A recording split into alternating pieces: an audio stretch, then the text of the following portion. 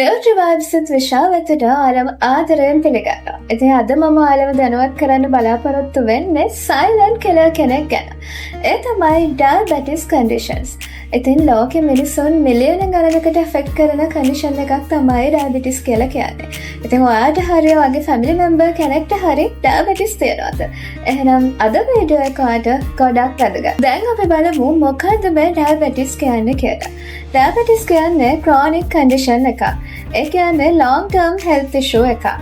NCDs වලින් ප්‍රධානම එකක් තමයි මේ diabetes. ඔයාගේ body එකේ blood sugar level එක වැඩි වීමෙන් තමයි මේ diabetes condition එක develop වෙන්නේ. ඔයාලා දන්නවා අපේ body එකේ blood sugar level එක maintain කරන්නේ insulin වලින් කියලා. හැබැයි pancreas එකෙන් ඒ කියන්නේ ඔයාගේ අග්නාශයෙන් ප්‍රමාණවත් තරම් insulin produce කරන්න බැරි වුණොත් එහෙම නැත්නම් produce කරත් ඔයාගේ body එකෙන් මේ insulin effectively use කරන්න බැරි වුණොත් diabetes තත්ත්වය ඇති වෙනවා. ඒ කියන්නේ diabetes patients ලගේ insulin production එක හරියට වෙන්නේ නැහැ. එහෙම නැත්නම් එහෙම production එක වුණත් insulin properly use වෙන්නේ නැහැ. දැන් බලමු diabetes types මොනවද කියලා. First one is type 1 diabetes. Type 1 diabetes කියලා කියන්නේ autoimmune disease condition එකක්.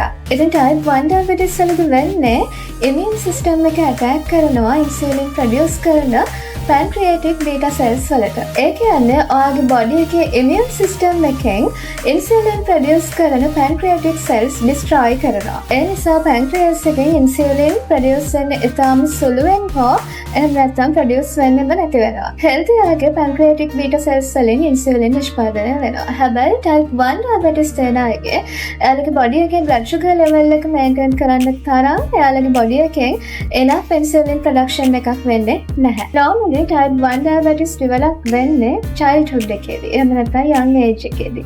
හැබැයි වැඩිහිටි අවධියේදී මේ තත්ත්වය develop වෙන්න පුළුවන්. දැන් අපි බලමු type 2 diabetes ගැන. මේක තමයි most common diabetes type එක. ඕනම age එකකදී develop වෙන්න පුළුවන්. හැබැයි අවුරුදු 40න් පස්සේ තමයි commonly develop වෙන්නේ. type 2 diabetes වලදී body එක insulin produce කරනවා. හැබැයි ඔයාගේ body එකේ blood sugar level එක maintain කරන්න තරම් enough insulin production එකක් වෙන්නේ නැහැ. එහෙම නැත්නම් මේ produce කරන insulin ඔයාගේ body එකෙන් effectively use කරන්නේ නැහැ. මේ නිසා ඔයාගේ body එක insulin resistant වෙනවා. ඉතින් මේ නිසා ඔයාගේ body cells insulin වලට properly response කරන්නේ නැහැ. එතකොට ඔයා meal එකක් ගත්තට පස්සේ ඒ meal එකේ ජීවන පළ විදිහට ලැබෙන glucose body cells වලට enter වෙන්නේ නැතිව blood glucose level එක ගොඩක් up වෙනවා. ඉතින් ප්‍රධාන වශයෙන්ම unhealthy eating habits, physical inactivity, obesity මේ වගේ දේවල් type 2 diabetes වලට main reasons වෙනවා. ඊළඟ type එක තමයි gestational diabetes. ඉතින් gestational diabetes ඇති වෙන්නේ pregnancy එකේදී. හැබැයි after delivery මේ තත්ත්වය බොහෝ දුරට normal වෙනවා. හැබැයි gestational diabetes තියෙන අයට අනාගතයේදී type 2 diabetes risk එක ගොඩක් වැඩි. gestational diabetes ගැන මම in detail වීඩියෝ එකක් කලින් කරලා තියෙනවා. ඉතින් මේ ගැන වැඩිදුර දැනගන්න කැමති නම් ඒ වීඩියෝ එක බලන්න. ඊළඟ type එක තමයි pre-diabetes. ඉතින් pre-diabetes කියලා කියන්නේ ඔයාට දෙන warning sign එකක්. මේකෙදි normal level එකට වඩා ඔයාගේ blood sugar level එක ටිකක් high. හැබැයි මේ diabetes condition එක නෙවෙයි. healthy dietary habits වලට healthy lifestyle එකකට හුරු වුණොත් change වුණොත් ඔයාට පුළුවන් මේ තත්ත්වය diabetes වලට යන්නේ නැතුව ඉතාමත් ලේසියෙන් reverse කරගන්න. ඉතින් pre-diabetes ගැන මම කලින් වීඩියෝ එකකින් in detail කතා කරා. ඔයාට පුළුවන් වැඩි විස්තර දැනගන්න ඒ වීඩියෝ එක බලන්න. ඇත්තටම මේ diabetes conditions නිසා ඔයාට අහිතකර තත්ත්ව ගොඩක් ඇති වෙන්න පුළුවන්. විශේෂයෙන්ම nerve damages ඇති වෙන්න පුළුවන්. ඒ වගේම blood vessels වලට damage වෙන්න පුළුවන්. එතකොට cardiovascular diseases, CVDs ඇති වෙන්න පුළුවන්. ඒ වගේම body organs වලට damage වෙන්න පුළුවන්. kidney damages ඇති වෙන්න පුළුවන්. මේ වගේ බොහෝ හිතකර තත්ත්ව ඇති වෙන්න පුළුවන්. diabetes ගැන ලෝකෙ පුරාම research studies, publications ගොඩක් කරලා තියෙනවා. ඉතින් මේ අතරින් අපේ research findings කිහිපයක් consider කරොත් 2020 දී World Health Organization එකේ WHO එකේ report එකකින් පෙන්නලා දෙලා තියෙනවා ලෝකෙ මිලියන 422කට අධික මිනිසුන්ට diabetes තියෙනවා කියලා. ඒ වගේම මේ ප්‍රමාණය එන්නම තවත් වැඩි වෙනවා කියලා පෙන්නලා දෙලා තියෙනවා. ඒ වගේම poor dietary habits, physical inactivity මේ දේවල් major risk factors විදිහට පෙන්වලා දෙලා තියෙනවා. diabetes තියෙන අයගෙන් 80%ක්ම overweight or obese අය කියලා පෙන්වලා දෙලා තියෙනවා.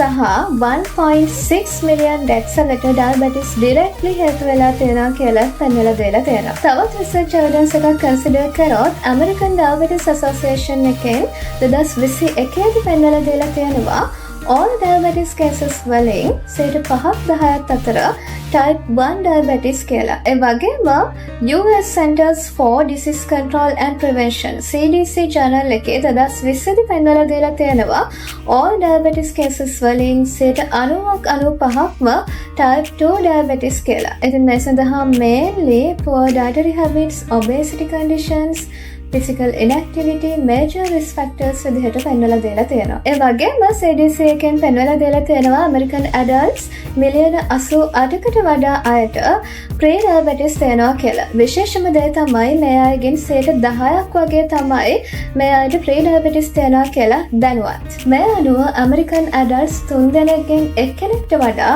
pre-diabetes තියෙනවා කියලා පෙන්වලා දෙලා තියෙනවා. ඒ වගේම lifestyle changes වලින් මේ තත්ත්වය මගහරවා ගන්න වළක්ව ගන්න පුළුවන් කියලා පෙන්වලා දෙලා තියෙනවා. ඉතින් මේ වගේ ලෝකෙ පුරාම ගොඩක් research evidence තියෙනවා මේ diabetes conditions සම්බන්ධයෙන්. දැන් අපි බලමු මේ diabetes conditions වලට බලපාන major risk factors මොනවද කියලා. mainly unhealthy dietary habits වගේම physical inactivity මේ සඳහා බලපානවා. ඉතින් ඔයා junk foods වලට, processed foods වලට, high sugary foods වලට හුරු වෙච්ච කෙනෙක් නම් ඔයාට diabetes conditions වලට තියෙන risk එක වැඩි. ඒ වගේම තමයි ඔයා sedentary life එකකට හුරු වෙච්ච කෙනෙක් නම් ඔයා physically inactive කෙනෙක් නම් ඔයාට diabetes conditions වලට තියෙන risk එක ටිකක් වැඩි. ඒ වගේම ඔයා ටිකක් overweight කෙනෙක් නම් obesity condition එකේ ඉන්න කෙනෙක් නම් මේ තත්ත්වය major risk factor එකක් වෙනවා මේ diabetes conditions වලට, especially for type 2 diabetes. තව දෙයක් තමයි family history එක. genetics කියලා කියන්නේ diabetes conditions වලට බලපාන major factor එකක්. ඉතින් ඔයාගේ family member කෙනෙක්ට diabetes තියෙනවා නම් your risk is high. pregnancy related hormonal changes උත් මේ සඳහා බලපාන්න පුළුවන්. මේ නිසා gestational diabetes GDM ඇති වෙන්න පුළුවන්. ඒ වගේම තමයි gestational diabetes ඇතිවෙච්ච කෙනෙක්ට අනාගතයේදී type 2 diabetes වලට තියෙන risk එක ගොඩක් වැඩි. ඒ වගේම polycystic ovary syndrome PCOS තත්ත්වයක් මේ සඳහා බලපාන්න පුළුවන්. ඒ වගේම තමයි නිතර ධූමපානය කරන අයට, මත්පැන් පානය කරන අයට මේ diabetes තත්ත්වය ඇතිවීමේ risk එක ගොඩක් වැඩි. ඉතින් දැන් අපි බලමු කොහොමද මේ diabetes conditions හඳුනගන්නේ කියලා. ඉතින් common symptoms විදිහට ඔයාට නිතර තිබහ ගතියක් දැනෙන්න පුළුවන්. ඒ වගේම නිතර බඩගිනි ගතියක් දැනෙන්න පුළුවන්. frequent urination එකක් ඇති වෙන්න පුළුවන්. unexplained weight loss එකක් වෙන්න පුළුවන්. ඒ කියන්නේ without trying ඔයා එකපාරටම කෙට්ටු වෙන්න පුළුවන්. ඒ වගේම තමයි vision එක blur වෙන්න පුළුවන්. ක්ලාන්ත ගතියක් ඇති වෙන්න පුළුවන්. කැමට අධික රුචියක් ඇති වෙන්න පුළුවන්. මේ වගේ තත්ත්ව ඇති වෙන්න පුළුවන්. ඒ වගේම තමයි ඔයාට තුවාලයක් තියෙනවා නම් මේ wound එක දීර්ඝ කාලයක් තිස්සේ සුව නොවී තියෙන්න පුළුවන්. ඒ වගේම infections තත්ත්ව වැඩි වෙන්න පුළුවන්. විශේෂයෙන්ම skin එකේ, gum එකේ, ඒ වගේම vaginal infections මේ වගේ තත්ත්ව ඇති වෙන්න පුළුවන්. ඉතින් ඔයාටත් මේ symptoms තියෙනවා නම් අදම blood test එකක් කරගන්න. මොකද early detection is very important. හැබැයි මේ symptoms ගොඩක් noticeable වෙන්නේ නැහැ. ඒ නිසා ඔයා blood test එකක් කරගත්තොතින් තමයි ඔයාට හරියටම මේ තත්ත්වය හඳුනගන්න පුළුවන් වෙන්නේ. ඔයාගේ fasting blood sugar level එක 100ට අඩුයි නම් ඔයා normal person කෙනෙක්. හැබැයි 125ත් අතර නම් ඔයා pre-diabetes තත්ත්වයේ ඉන්න කෙනෙක්.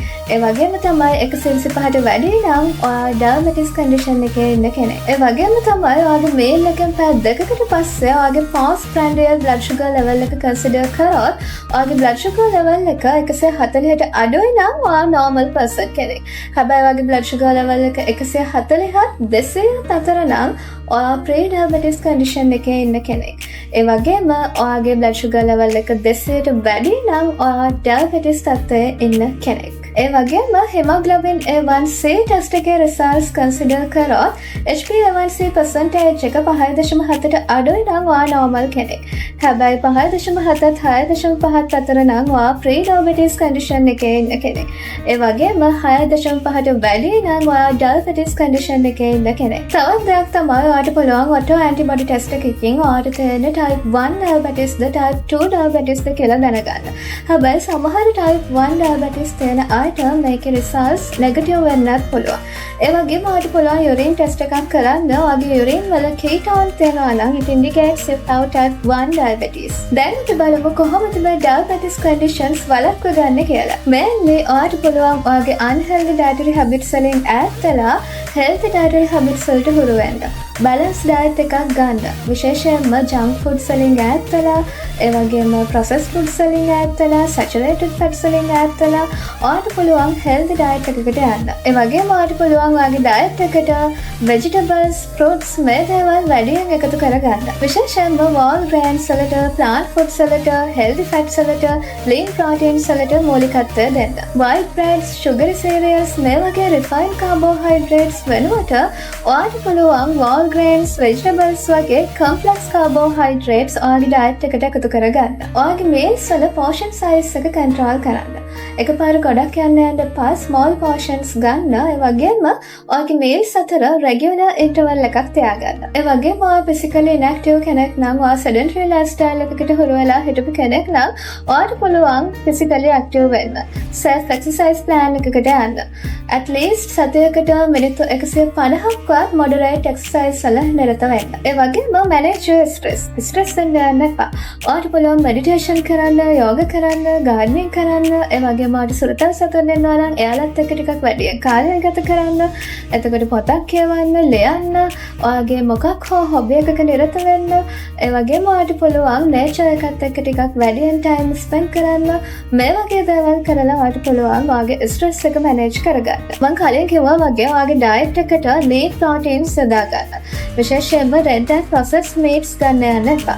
ඒ වගේම හොඳට වතුර බොන්න පුරුදු වෙන්න. ඒ වගේම මත්පැන් පානයෙන්, දුම් පානයෙන් වැළකීලා healthy lifestyle එකකට යමු වෙන්න. ඉතින් අද වීඩියෝ එකෙන් මම හිතනවා ඔයාලට diabetes conditions ගැන clear idea එකක් එන්න ඇති කියලා. ඉතින් next වීඩියෝ එකෙන් මම බලාපොරොත්තු වෙනවා diabetes complications, consequences ගැන කතා කරන්න.